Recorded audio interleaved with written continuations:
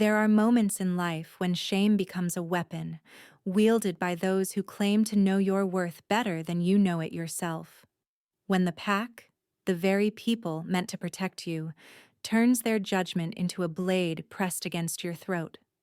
When the life growing inside you, precious and innocent, becomes evidence of your unworthiness in their eyes. Celeste had learned this truth in the cruelest way possible, standing before her former pack, with their disgust reflected in every face, their whispers cutting deeper than claws. They called her pregnancy shameful. They called her tainted. They called her mistake unforgivable. She had believed them, carrying their condemnation in her chest like a stone, until the day an alpha king she had never met looked at her with eyes that saw something entirely different. Image: young woman with long dark hair and violet eyes, heavily pregnant, wearing a simple gray dress, standing alone in a misty forest clearing, moonlight filtering through trees, expression of quiet defiance mixed with fear, bruises fading on her arms, cinematic medium shot, melancholic atmosphere, fantasy romance style, 4K quality. The morning Celeste left Silverpine Pack, snow fell in heavy silence, blanketing the world in white that felt like burial shrouds.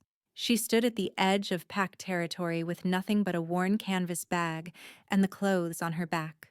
One hand pressed protectively over the swell of her belly where her daughter grew, strong and insistent.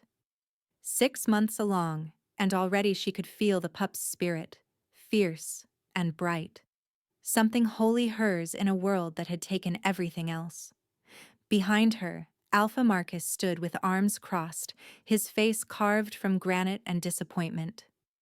"You understand you're no longer welcome here," he said, and his voice carried no warmth, no recognition of the 23 years she had lived among them. "You've brought shame to this pack, an unmated Omega, pregnant with no father to claim the child. You're a stain on our reputation."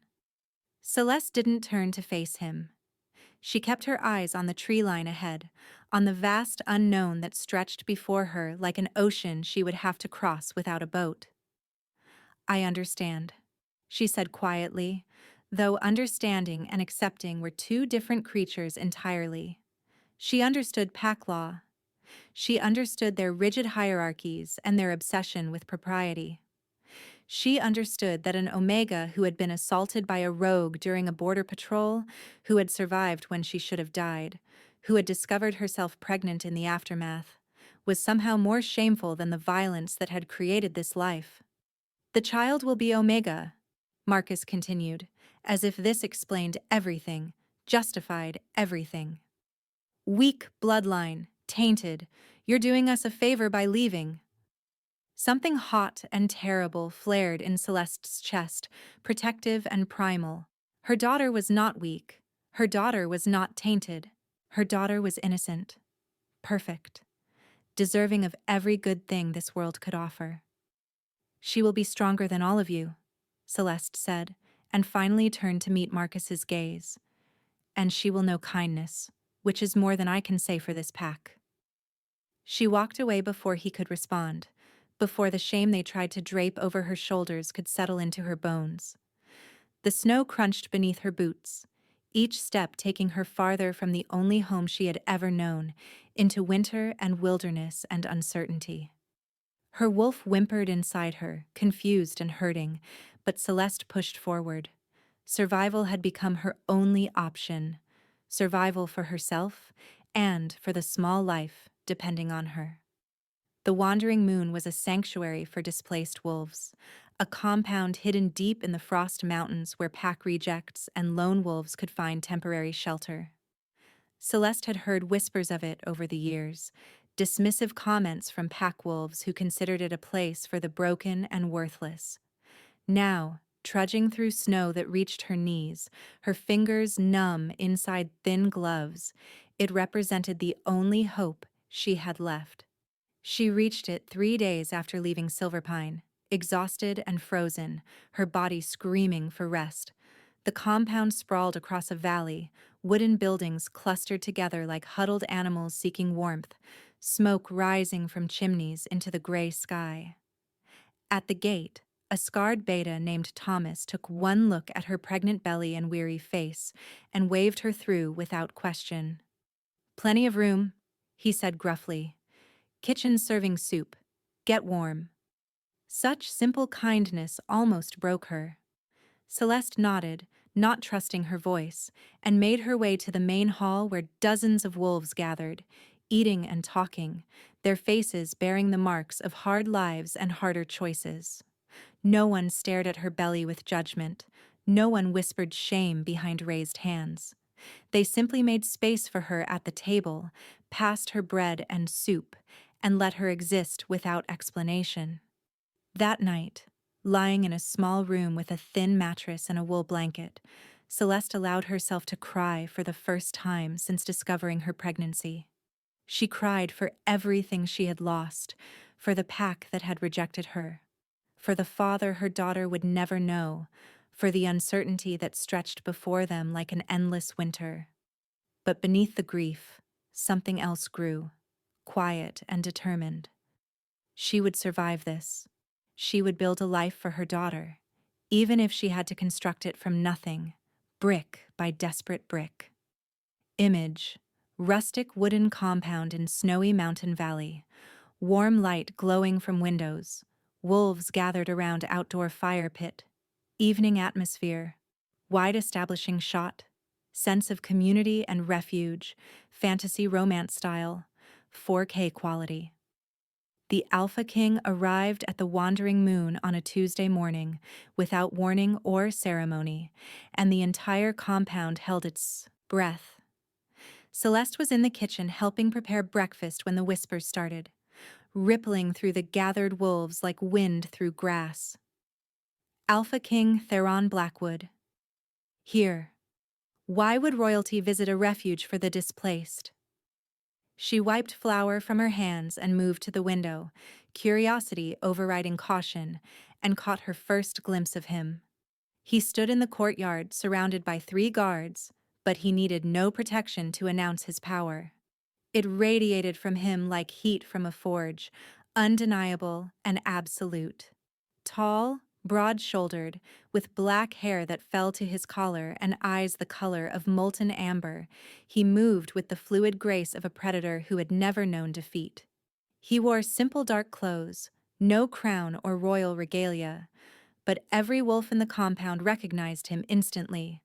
Alphas carried their authority in their bones. Thomas approached him, bowing slightly, and they spoke in low voices Celeste couldn't hear. She should return to her work, mind her business, stay invisible as she had learned to do.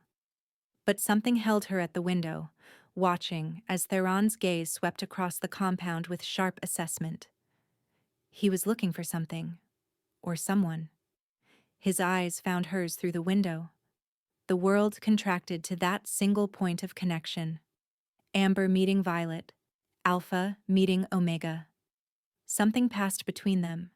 Recognition of a sort Celeste couldn't name, primal and ancient and utterly devastating. Her hand flew to her belly instinctively, protectively, and she saw his gaze drop to the movement, watched something flicker across his face too quick to identify. Then Thomas was gesturing toward the main hall, and Theron was moving away, and Celeste could breathe again. She sagged against the counter, her heart hammering against her ribs, her wolf stirring with interest and confusion. What was that? What had just happened? "He's here to address everyone," said Maya, another Omega who worked in the kitchen, her voice pitched low with excitement. "Thomas says he wants to speak to the whole compound. This is unprecedented." 20 minutes later, every wolf in the Wandering Moon gathered in the main hall, packed shoulder to shoulder, buzzing with speculation and nervous energy. Celeste positioned herself near the back, trying to remain unnoticed, one hand pressed over her belly where her daughter kicked and rolled. The pup was active today, responding perhaps to her mother's elevated heartbeat, to the strange electric tension in the air. Theron entered without fanfare, climbing onto the raised platform at the front of the hall with Thomas at his side. Up close, under the lamplight, he was even more striking than he had appeared in the courtyard. Sharp features, strong jaw, a mouth that looked unaccustomed to smiling, but his eyes, those burning amber eyes, held something unexpected. Sadness, perhaps, or loneliness. Something that suggested the weight of his crown sat heavy on his shoulders. "I won't waste your time with pleasantries," he began, his voice carrying easily through the hall, rich and commanding. "I've come here today because I'm searching for someone. My mate." Shock rippled through the crowd. The Alpha King, unmated at 32, had been the subject of endless speculation. Some said he was too particular, too cold, too damaged by his father's brutal rule to open his heart. Others whispered darker theories about curses and ancient magic and wolves who were born unable to bond. "I've searched the traditional packs for years," Theron continued, his gaze sweeping across the assembled wolves. "Every eligible she-wolf from families with proper bloodlines, appropriate connections, suitable breeding. And I felt nothing. No recognition, no bond. The mate pull that should have guided me to my destined partner remained silent." He paused, and something in his expression shifted, became almost vulnerable. "Until 3 days ago, when I was traveling through the Frost Mountains and felt it for the first time. A pull so strong it nearly brought me to my knees, leading me here, to the wandering moon, to a place I had never thought to look." Celeste's breath caught in her throat. No, it couldn't be.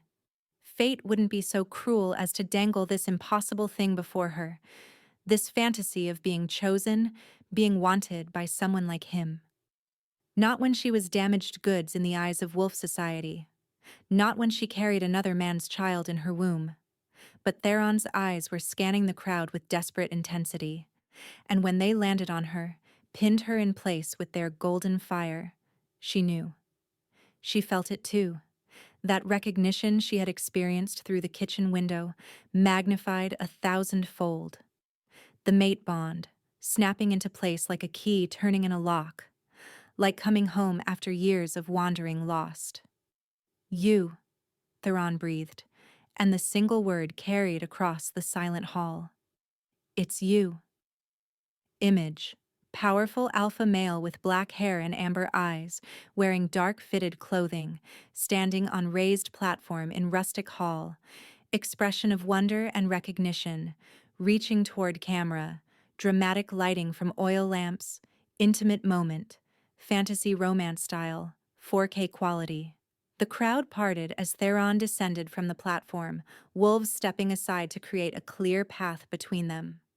Celeste stood frozen, rooted to the floor, her mind screaming at her to run, to hide, to protect herself and her daughter from the inevitable rejection that would come when he saw her condition, truly saw it, understood what she carried. But her body betrayed her, swaying toward him as he approached, drawn by a force stronger than fear or shame or self-preservation. The mate bond sang in her veins, a song she had never expected to hear, beautiful and terrible in equal measure. Theron stopped 3 feet away, close enough that she could see the flecks of gold in his amber eyes, could smell his scent of pine and smoke and something wild and ancient. His gaze traveled over her face with wonder, as if memorizing every feature, before dropping to her swollen belly. She waited for his expression to shudder, for disgust or disappointment to replace the wonder.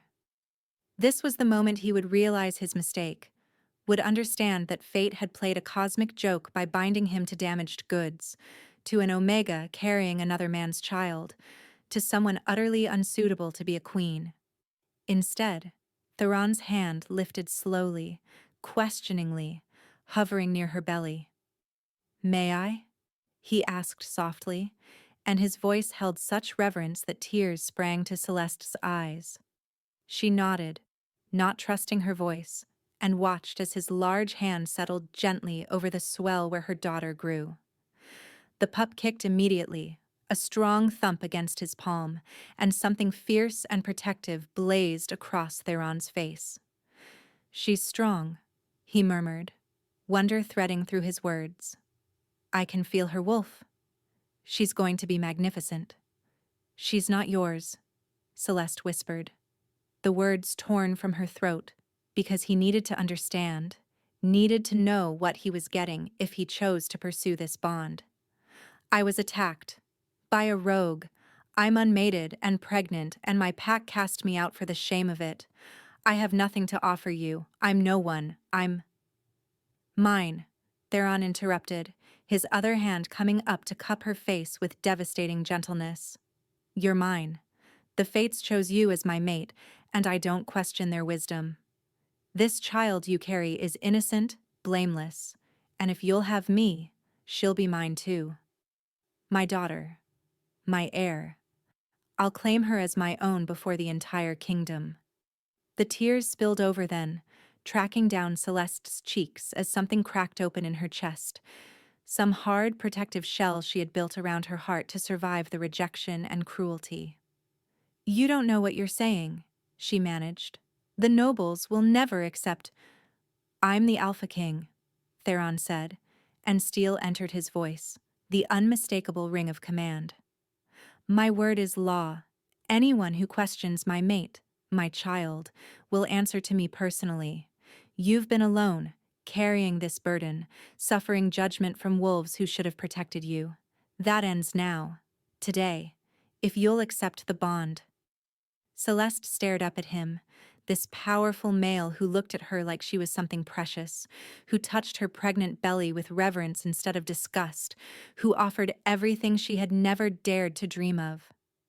Part of her screamed that this was too good to be true, that she would wake up cold and alone in her small room, that fate couldn't possibly be this kind after being so cruel.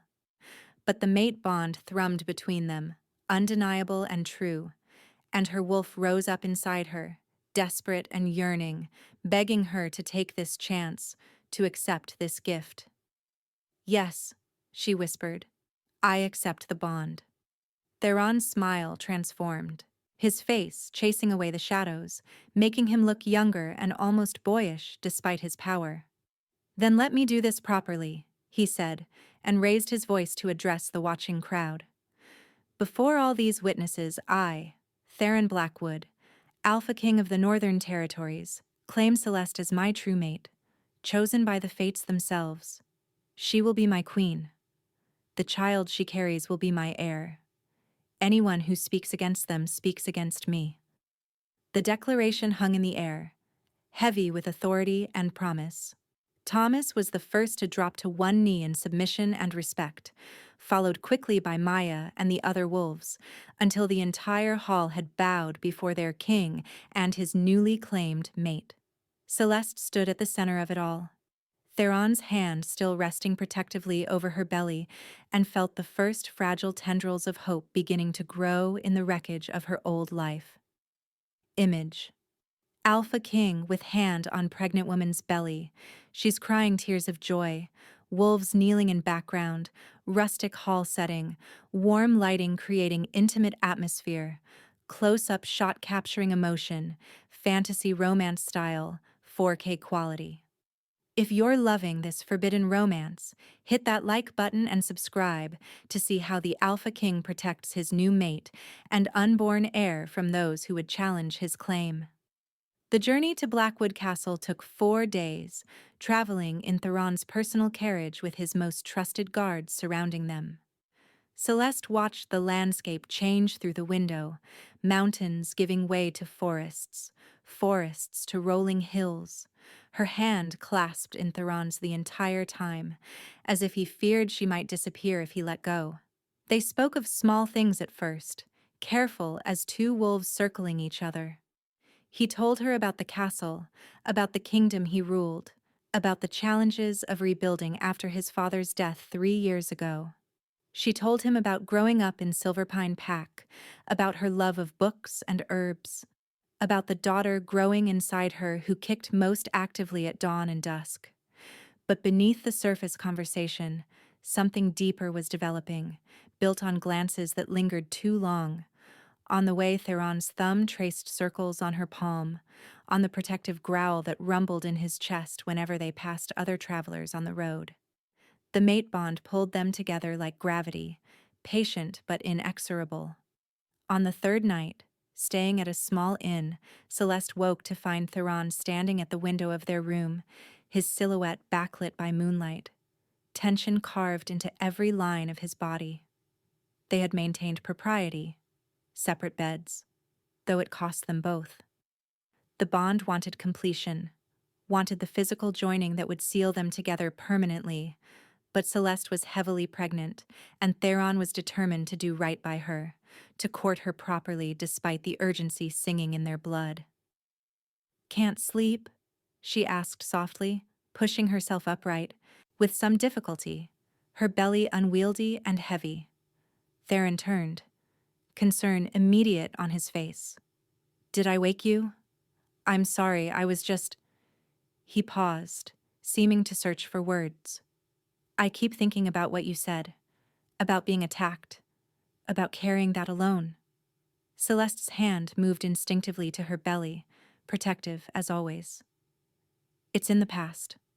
It shouldn't have happened at all," Theron said, and fury edged his voice, controlled but present. "You should have been protected. Your pack should have hunted down the rogue who hurt you, should have supported you, should have treasured you as the gift you are.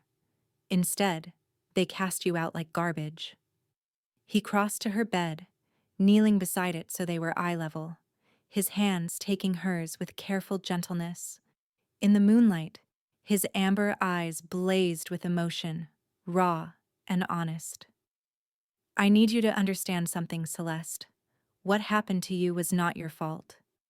The shame they tried to make you carry belongs to them, to the rogue who attacked you, to every wolf who failed to protect you.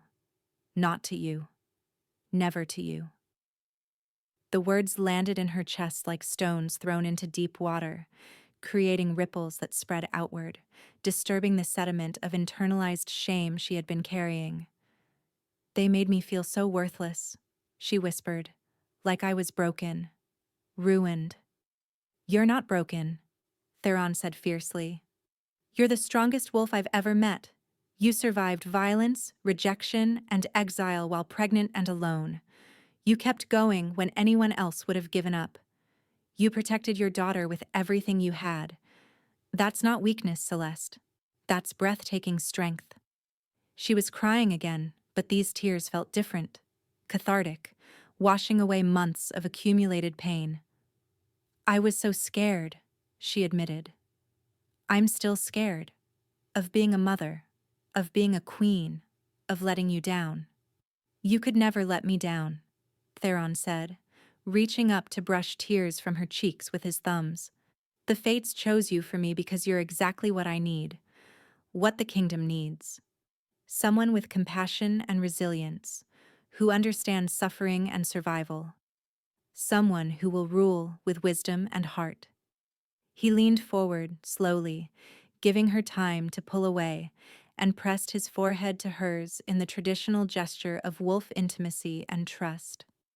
His scent surrounded her, pine and smoke and home, and Celeste felt something inside her settle, some fundamental piece clicking into place.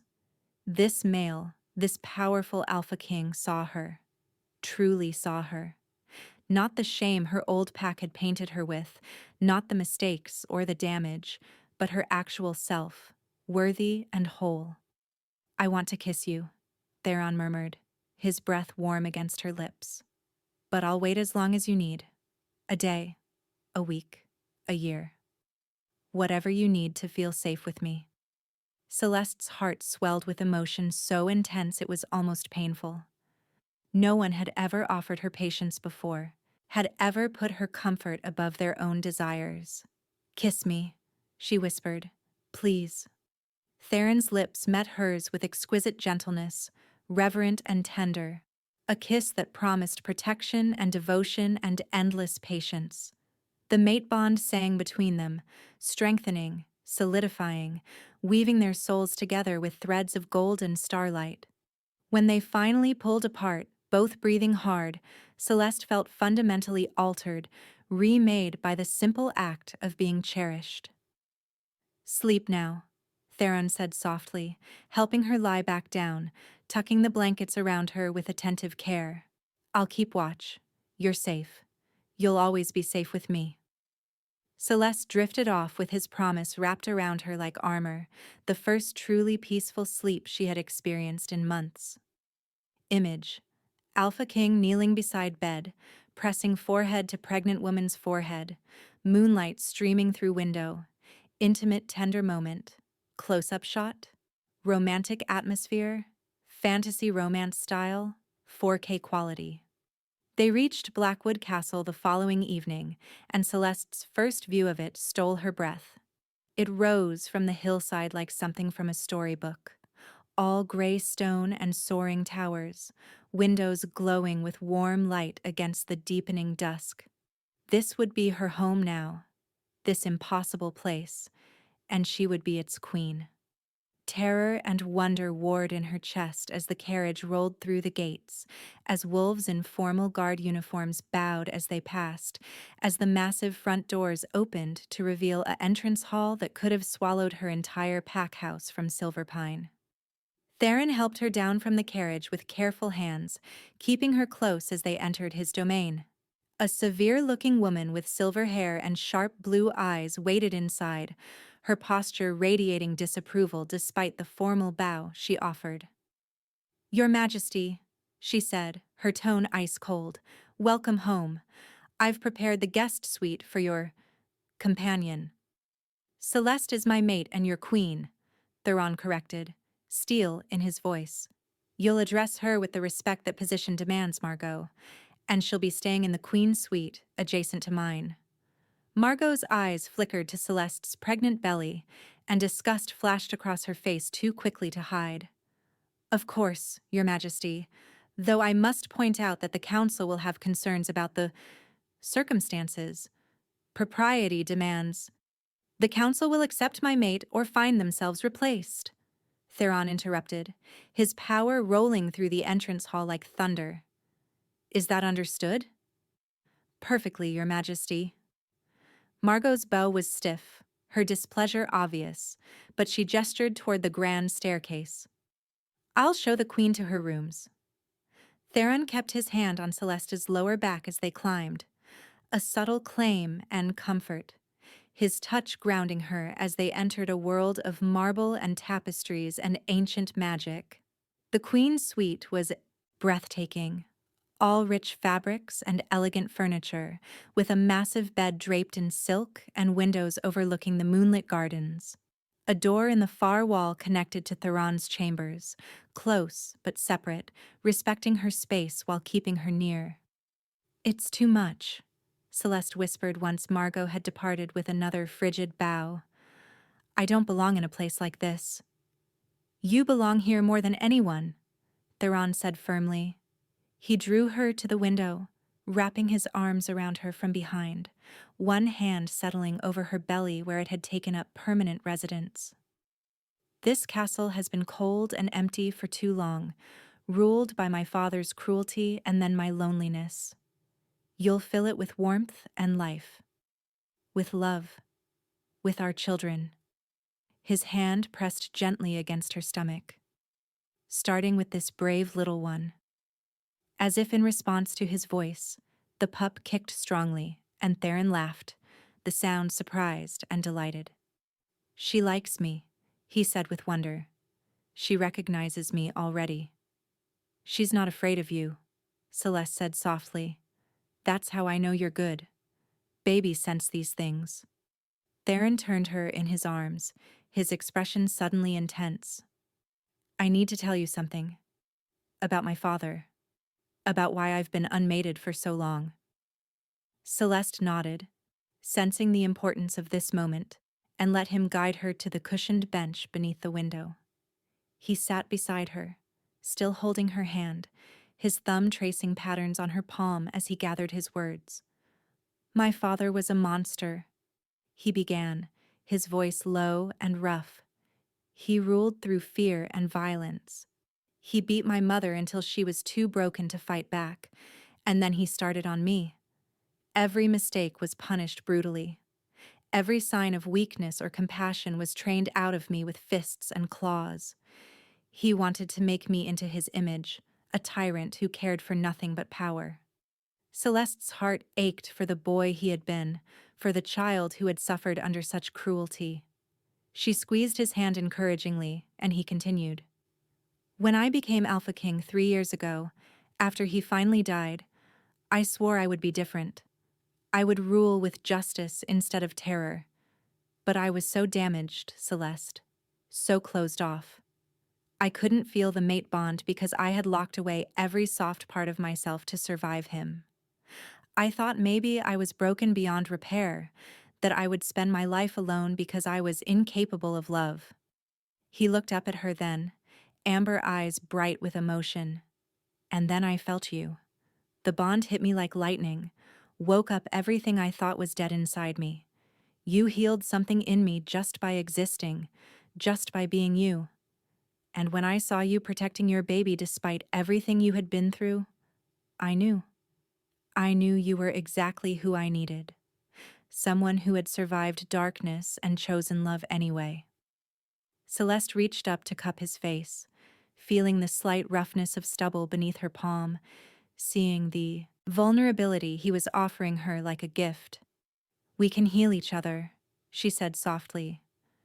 "We can build something good together, something neither of us had before. A real family. Love without violence. Safety without conditions." "Yes," Theron breathed, leaning into her touch. "That's exactly what I want. What I've always wanted without knowing how to name it." They sat together in the moonlight, two damaged wolves learning to trust, to hope, to believe that fate had brought them together for a reason. Outside, the kingdom spread before them, vast and waiting, ready to be transformed by their improbable love. Image. Castle suite with moonlight streaming through arched windows. Alpha King and pregnant woman sitting close on cushioned bench. Tender, intimate conversation, his hand covering hers. Romantic atmosphere. Fantasy romance style. 4K quality. What do you think happens when Celeste faces the Royal Council? Drop a comment below with your predictions, and don't forget to subscribe for the next chapter. The formal presentation to the council happened 3 days later, and Celeste had never been more terrified in her life. Theron had spent those days preparing her, teaching her court protocols and noble names, but nothing could truly ready her for the moment she walked into the council chamber with every powerful wolf in the kingdom watching her with calculating eyes. There were 12 of them, 6 males and 6 females, representing the major packs and territories. They sat in a semicircle beneath portraits of former kings, their expressions ranging from curious to openly hostile. Margot sat among them, her disapproval evident, and beside her a scarred male named Duke Aldrich, who radiated barely concealed rage. Theron entered first, commanding immediate attention, and Celeste followed a step behind, her hand resting on her belly in unconscious protection. She wore a deep blue gown that Theron had commissioned for her, elegant and regal, though it couldn't hide her pregnancy. Nor should it, he had insisted. She had nothing to be ashamed of. "Council members," Theron began, his voice carrying easily through the stone chamber. "I've asked you here to formally introduce my mate, Celeste, who will be your queen. The fates have bound us together, and I expect you to honor that bond with the respect it deserves." Aldrich stood immediately, his chair scraping against the floor. "Your Majesty, with all due respect, we must discuss the obvious complications. This female is pregnant with another male's child. The bloodline is mine," Theron interrupted, his power flooding the room, forcing even the most dominant wolves to bare their throats in submission. The child Celeste carries will be my daughter and my heir. I will claim her as my own in blood and name. Anyone who questions this questions my authority as Alpha King. But the law states, Margot began. I am the law, Theron said, and his tone could have cut glass. And I say my mate and my child will be protected, honored, and obeyed. If any of you find this unacceptable, you may resign your position immediately. The silence that followed was absolute, charged with tension and unspoken rebellion. Celeste could see the calculations happening behind their eyes, weighing the cost of defiance against the benefits of staying in power. She wanted to hide, to make herself small and invisible, but Theron's hand found hers, squeezed gently, and she remembered his words. You're the strongest wolf I've ever met. If I may speak, she said quietly, surprised by the steadiness in her voice. Theron looked at her with pride and encouragement. Of course. Celeste stepped forward, meeting each council member's gaze in turn, refusing to lower her eyes in submission despite her Omega status. I understand your concerns. I'm not from a noble bloodline. I'm a refugee, an Omega who was cast out by her own pack. By traditional standards, I'm completely unsuitable to be queen. She paused, letting those truths settle. But the fates chose me as the Alpha King's mate, not for my bloodline or my connections, but perhaps because I understand suffering in a way that will make me a compassionate ruler. I've been at the bottom of wolf society. I know what it feels like to be judged and rejected. And I promise you, if you give me a chance, I will work every day to be worthy of this position, to serve this kingdom with wisdom and heart. Something shifted in the room, subtle but present. A few council members exchanged glances, reconsidering. An older female named Lady Veronica nodded slowly, respect flickering in her eyes. But Aldrich wasn't finished. Pretty words, he sneered. But what happens when the child is born and shows Omega weakness? When she becomes a liability instead of an heir? The Alpha King's line should be strong, pure, untainted by... He never finished the sentence.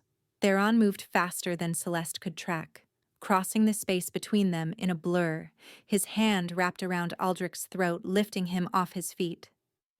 If you finish that thought, Theron said, his voice deadly calm, I will tear out your throat and feed it to the crows.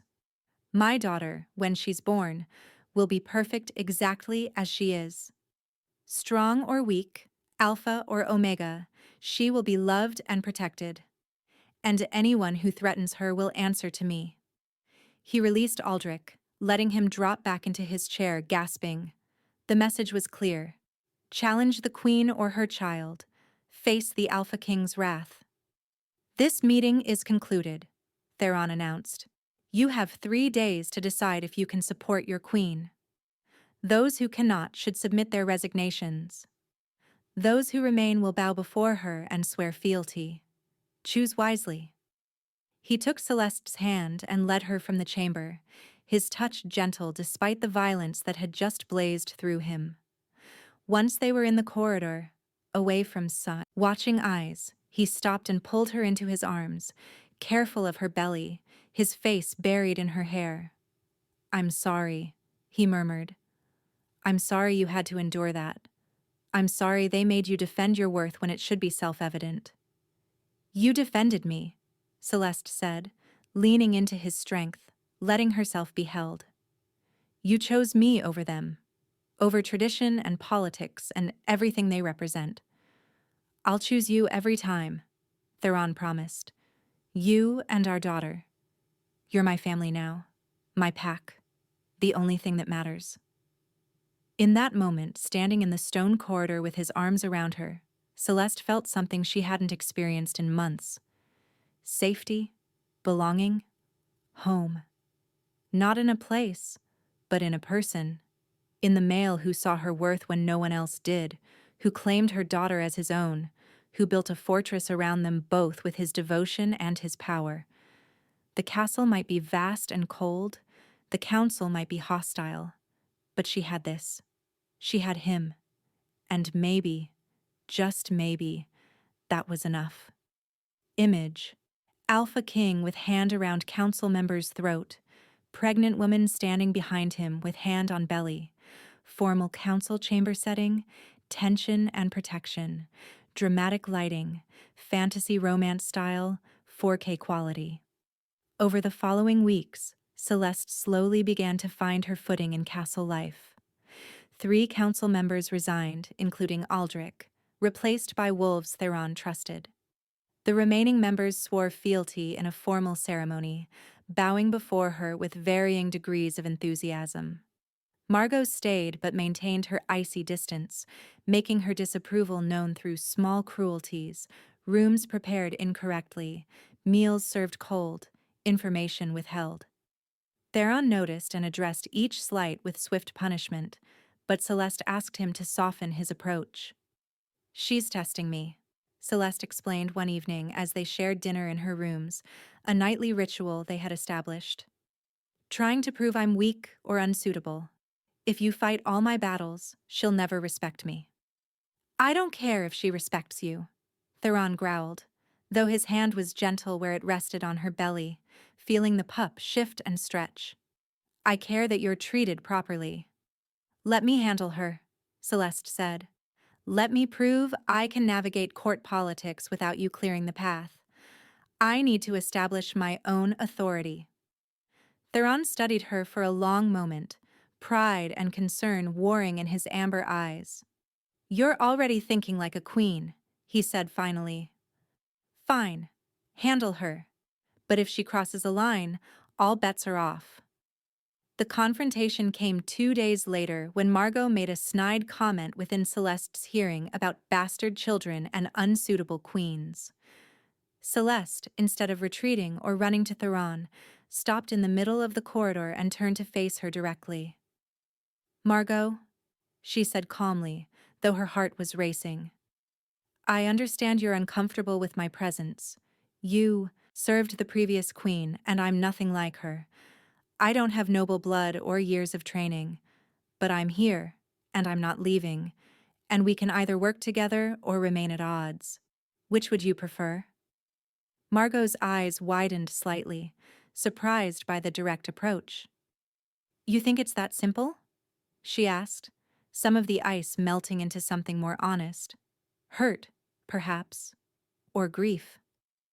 "I think you love the old queen," Celeste said softly, intuition guiding her words.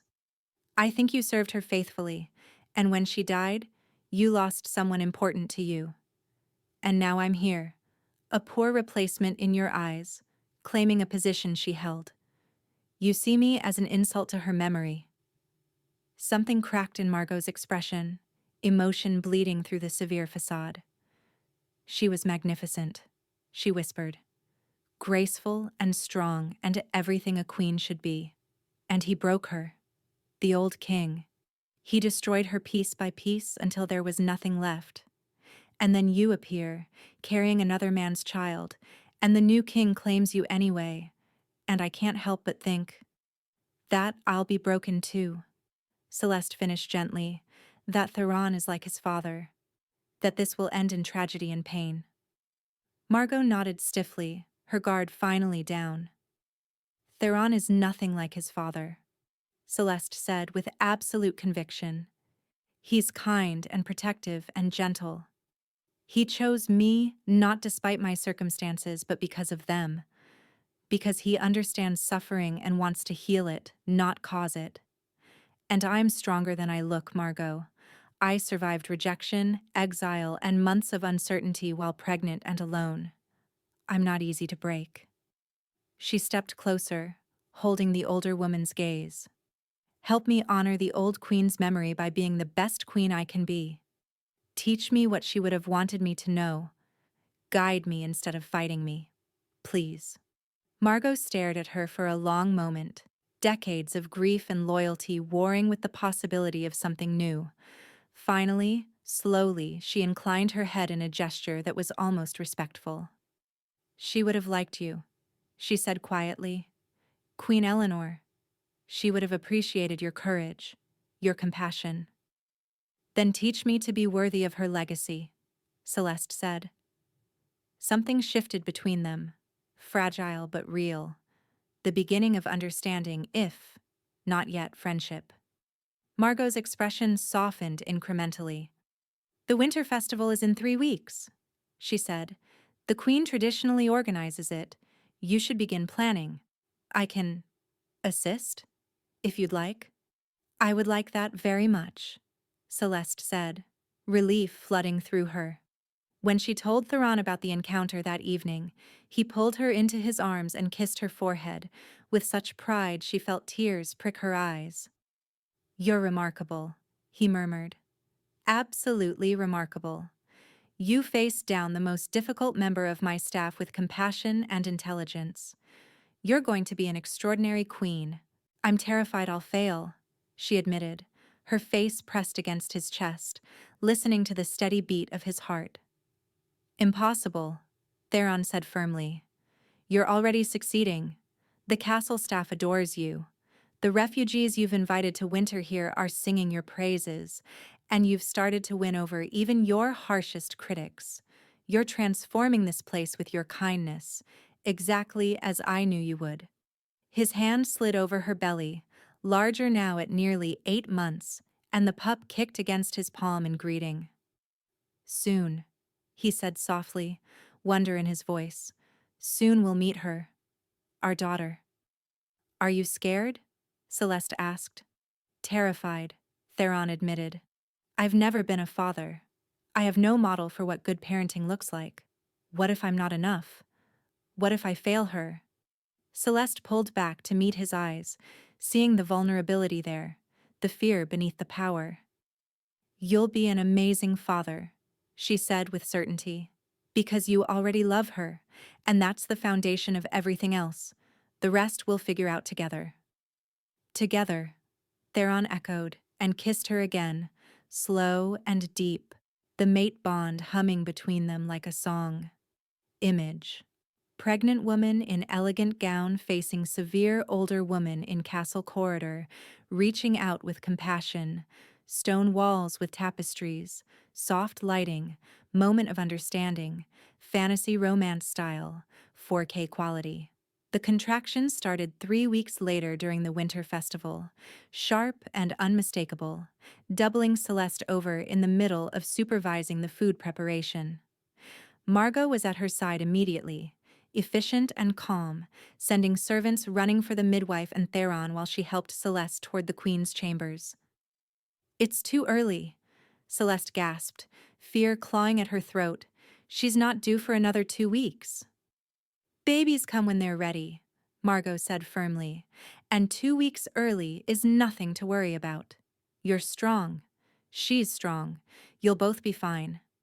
Theron arrived as they reached the chambers, his face pale with panic, barely controlled, his alpha instincts roaring at him to protect his mate, to fix this somehow.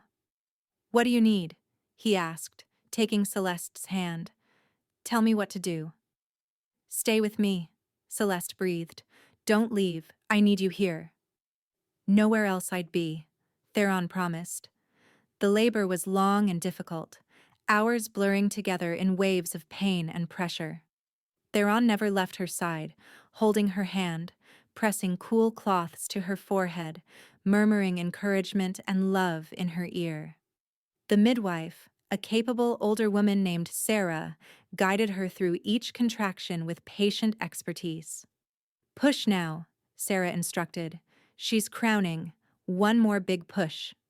Celeste bore down with everything she had, Theron's hand gripped in hers, his presence an anchor in the storm of sensation.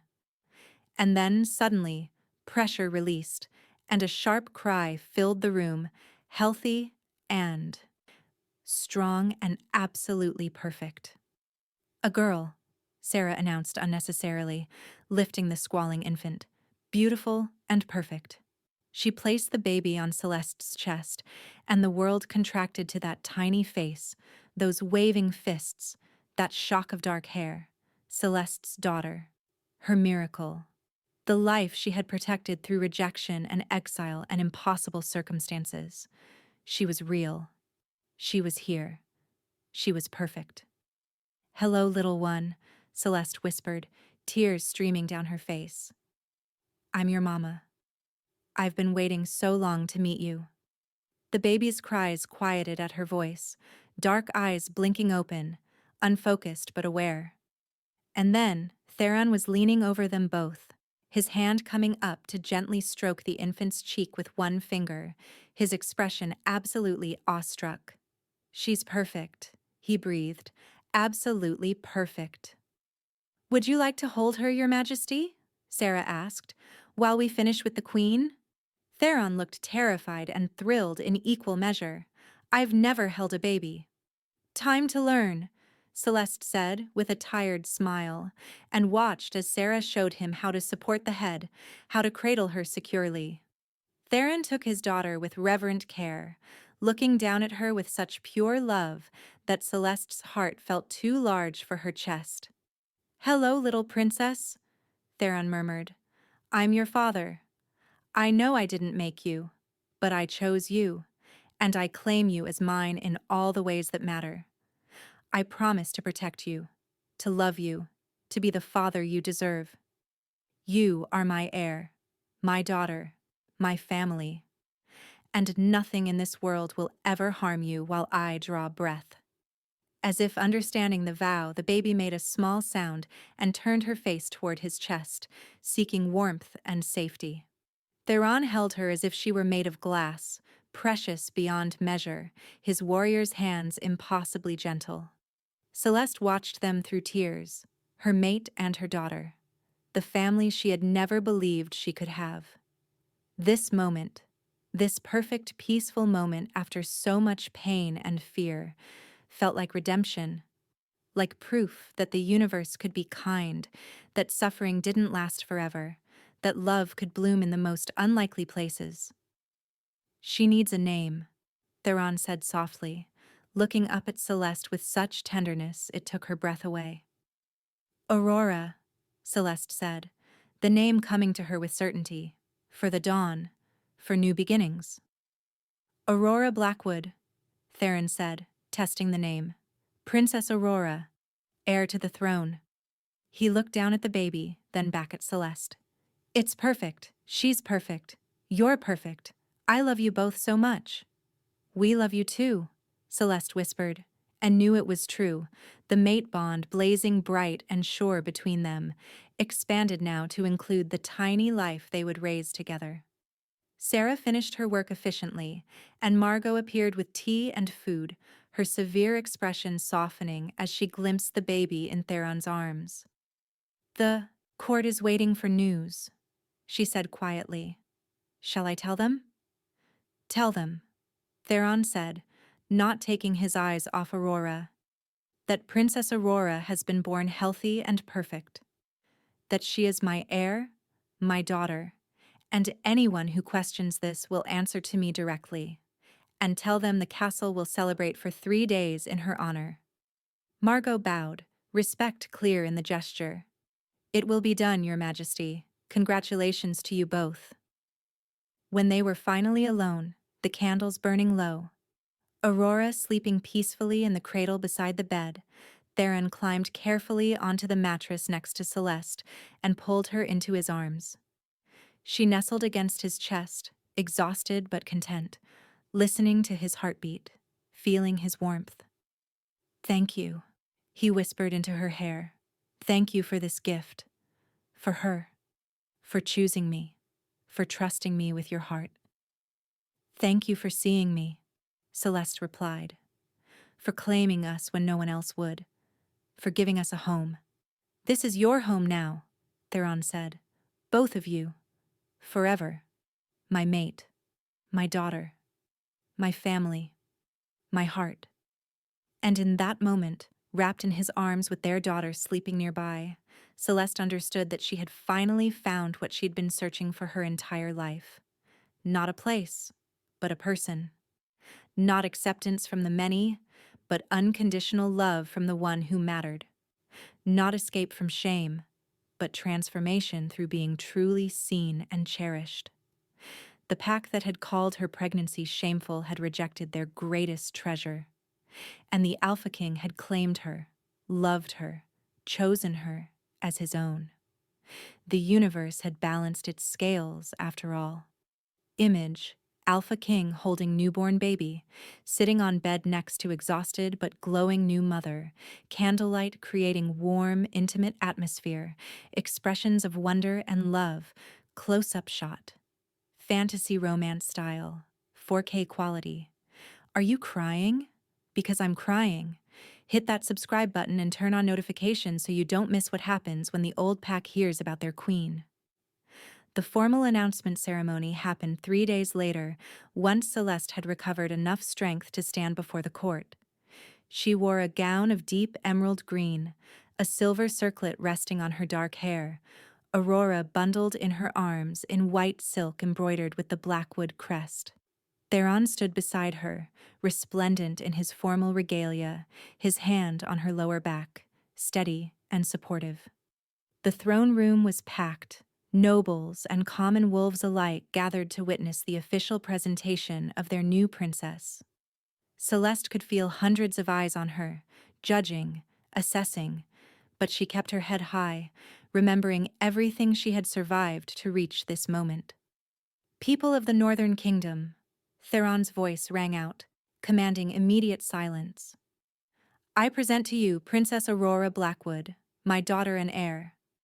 She is blood of my blood, heart of my heart, and she will be honored and protected as befits her station.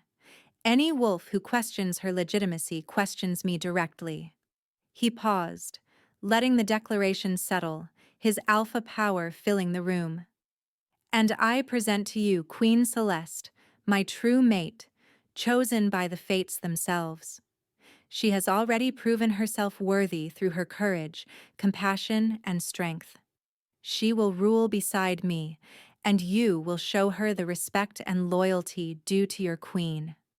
The room erupted in formal bows and respectful applause, though Celeste could sense undercurrents of disapproval from some quarters.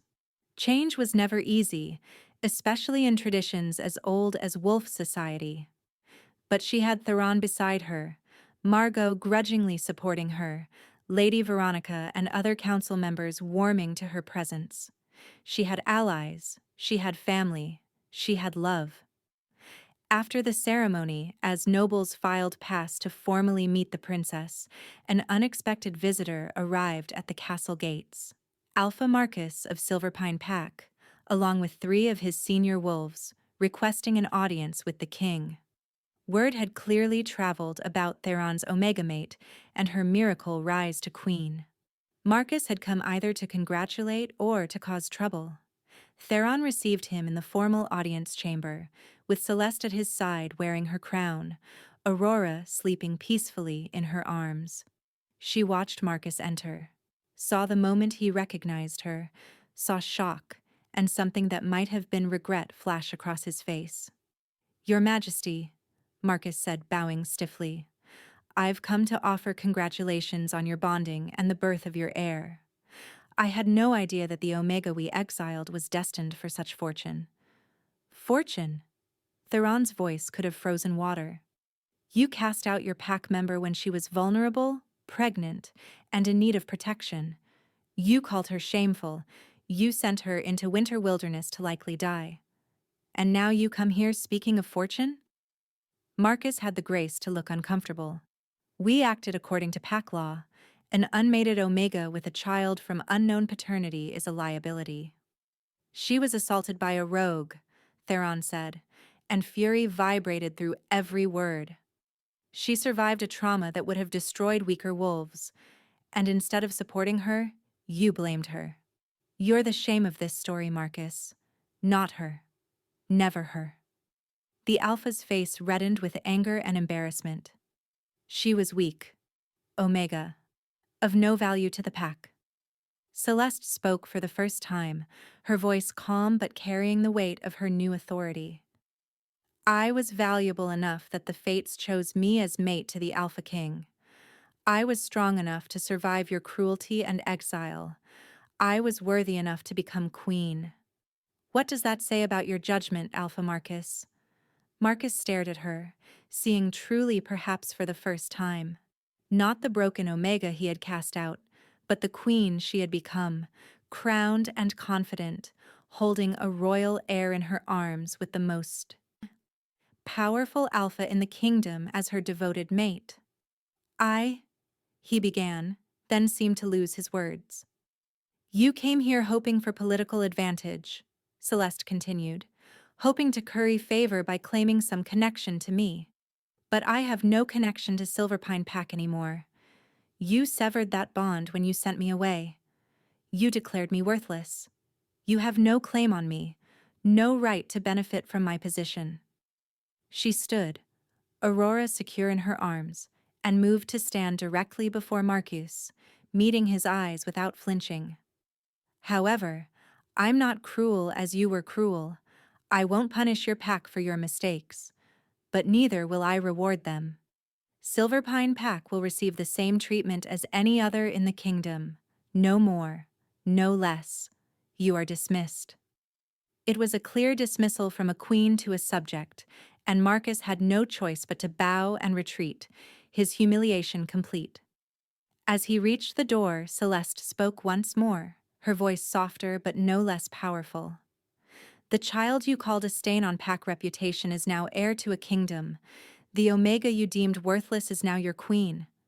Remember that, Alpha Marcus. Remember what you rejected. And perhaps next time, judge more carefully before condemning someone for circumstances beyond their control. The door closed behind him, and silence fell over the audience chamber. Then Theron was moving toward her, pulling her and Aurora into his arms, pride blazing in his amber eyes. My fierce queen, he murmured. You were magnificent. I was honest, Celeste replied. He needed to understand what he threw away, what he failed to see. His loss is my eternal gain, Theron said, pressing a kiss to her forehead, then leaning down to kiss Aurora's downy head.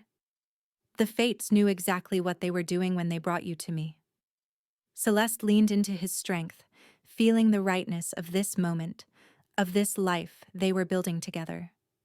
She had traveled so far from that snowy morning when she left Silverpine with nothing but shame and determination. She had been rejected, exiled, called worthless and broken. But she had survived. She had grown.